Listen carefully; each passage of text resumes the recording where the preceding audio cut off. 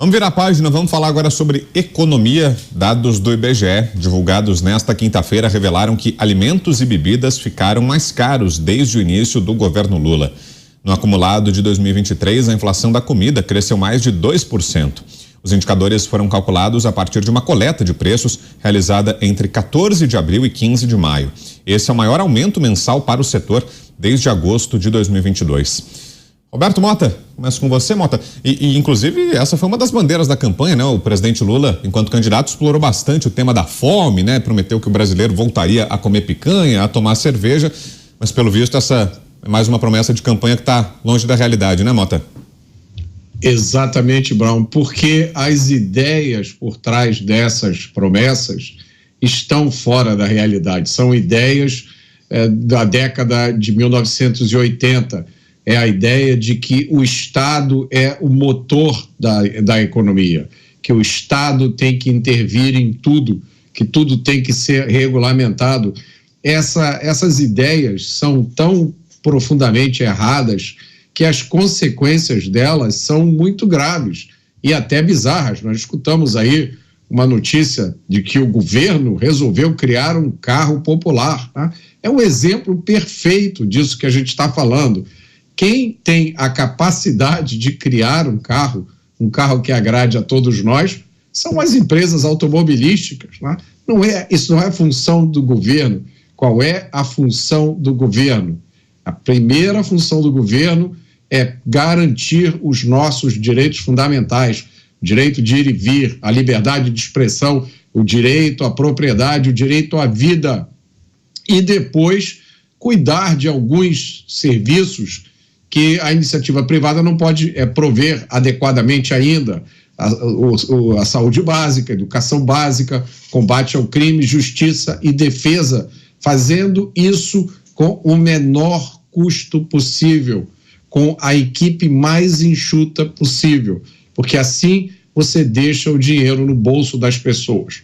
Quando o governo cresce, quando o governo recebe do Congresso um cheque em branco para gastar mais ano após ano, o resultado disso é a perda de vigor da economia. O Estado intervém onde não tem que intervir, se mete onde não é chamado, e uma das consequências disso é a inflação. A única coisa ainda que está nos protegendo de consequências mais graves é a presença na presidência do Banco Central de um técnico excepcional que está usando um instrumento, né, que ele tem, que é as taxas de juros, para impedir que a inflação saia de controle.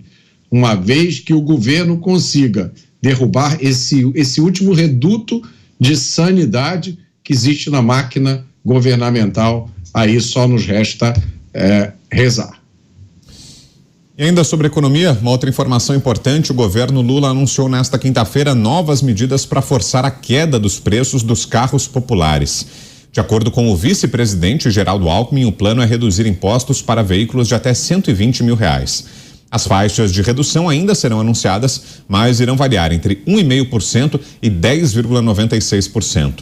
O objetivo dos petistas é reduzir o custo dos automóveis com motor 1.0 para a faixa entre 50 e 60 mil.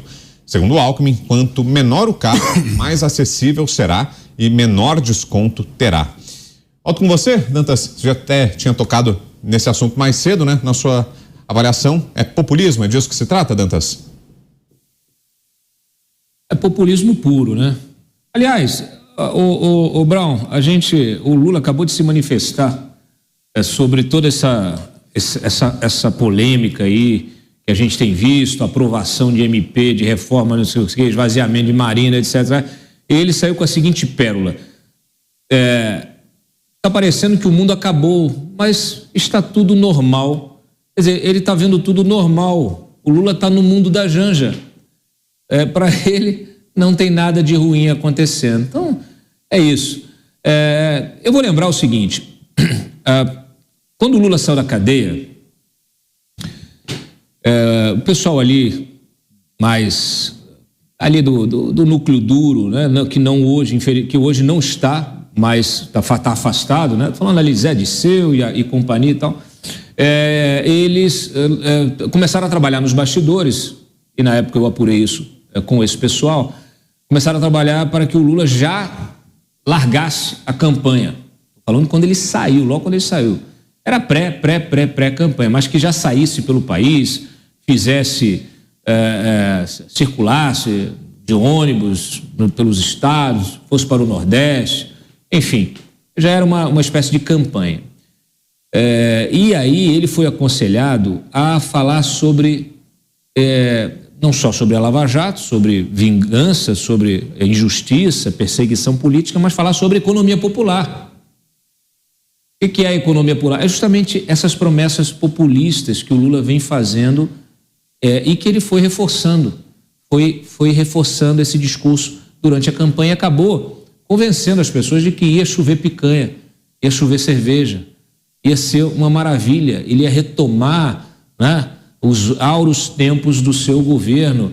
Só que a gente sabe que aquele governo dele poderia inclusive ter feito muito mais, porque ele foi beneficiado com um boom de commodities, com um cenário internacional que de expansão, de consumo, e que fez com que as exportações bombassem, a infraestrutura bombasse, tudo bombasse. Infelizmente, se o governo não tivesse feito infraestrutura em outros países, né, com o BNDES, não tivesse desviado bilhões em recursos das nossas estatais, o país hoje estivesse um pouco melhor. Mas não.